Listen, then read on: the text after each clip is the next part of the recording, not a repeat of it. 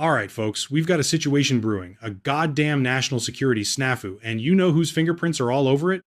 That's right, the MAGA morons who thought they could play hardball with China without a goddamn clue about the real world.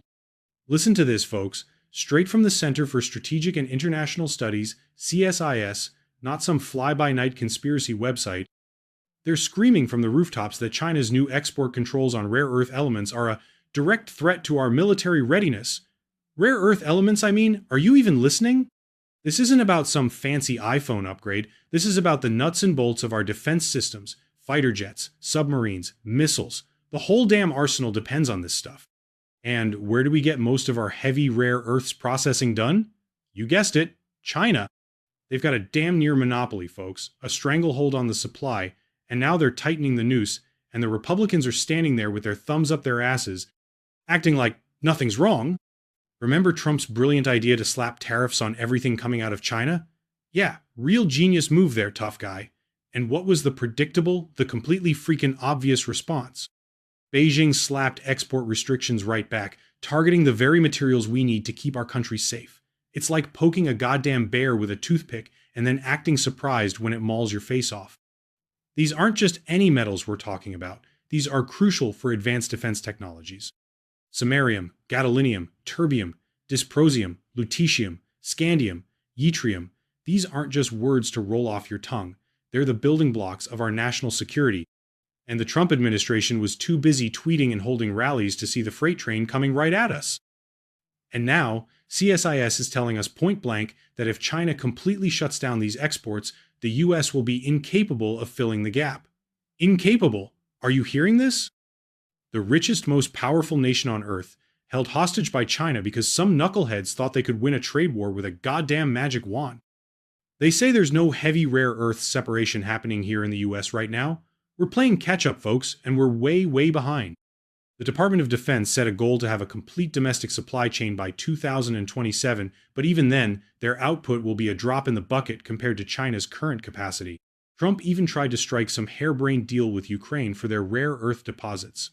Like that was some kind of instant fix. Please. It just shows how desperate and clueless they were. Questions remain about the value and accessibility of those deposits. It wasn't a real plan. It was a damn Hail Mary pass with a flat football. The CSIS report couldn't be clearer. These export controls pose direct threats to US military readiness. We were already lagging behind in defense manufacturing, and this just pours gasoline on the dumpster fire. And get this, China is acquiring advanced weapon systems 5 to 6 times faster than the US. This isn't some hypothetical future threat, this is happening right now. And further bans on these critical minerals will only widen that gap, allowing China to strengthen its military faster.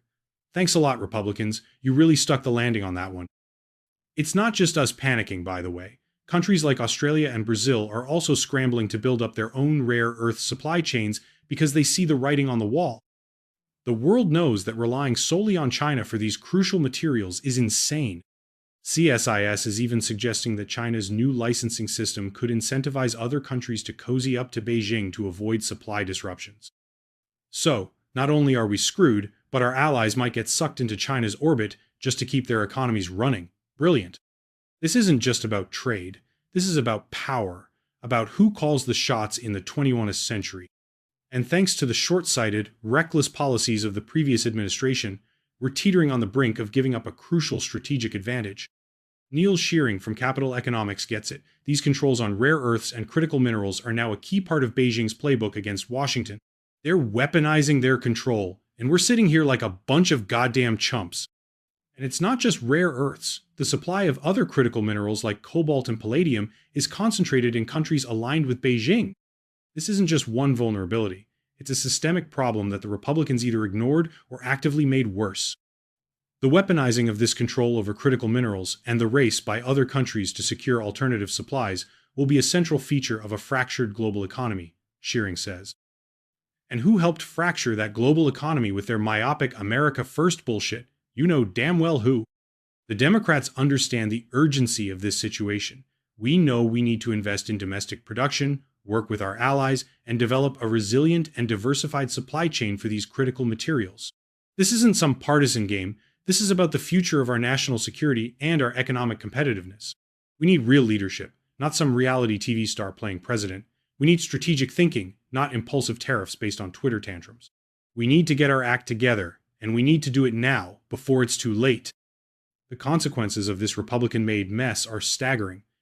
Imagine a future where our military technology is inferior because we can't get the raw materials we need. Imagine our economy crippled because China decides to cut off the supply of essential components. This isn't some dystopian fantasy.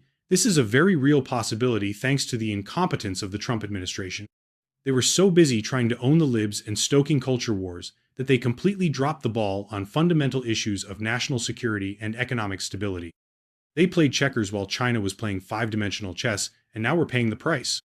This isn't just about looking backward and pointing fingers, although, frankly, the Republicans deserve every bit of the blame. It's about waking up, smelling the goddamn geopolitical coffee, and taking decisive action to fix this mess. We need to support the efforts to build domestic mining and processing capabilities, even though CSIS rightly points out that it's a long-term effort and we're starting way behind.